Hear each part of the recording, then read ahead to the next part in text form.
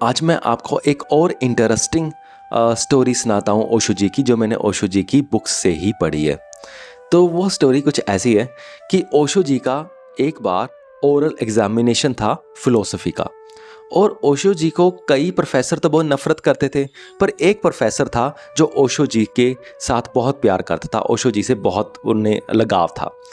तो वो ओशो जी को बोलते कि कल तुम्हारा एग्ज़ामिनेशन है और जो तुम्हारा एग्ज़ामिनर है वो मोहम्मदन है, वो बहुत कट्टर बंदा है, तो उसके साथ बहस मत करना।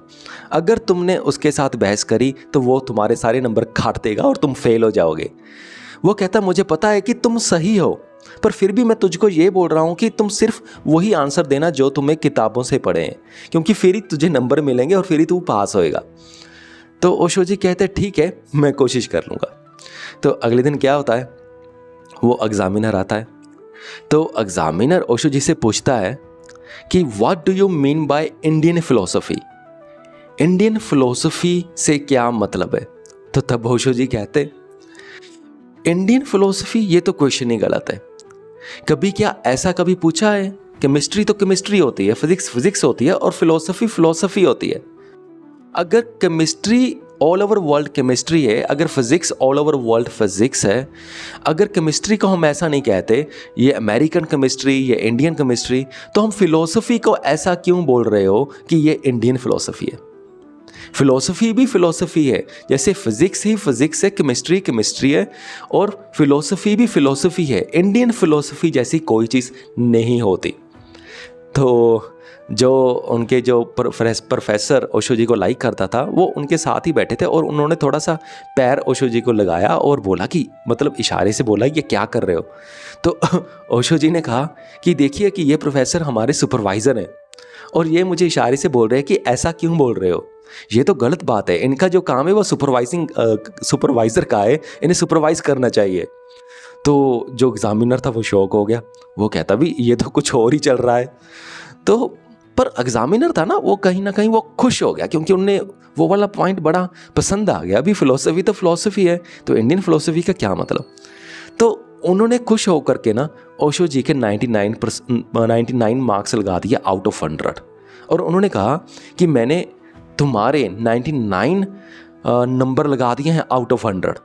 तो ओशो जी को फिर इतराज़ हो गया।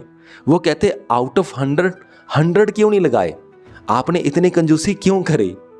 मैंने कोई भी गलत आंसर तो दिया ही नहीं, मैंने एक्चुअल में कोई आंसर भी नहीं दिया, तो एक नंबर क्यों काटा। अगर 99 लगा दिए तो 100 ही लगा देते।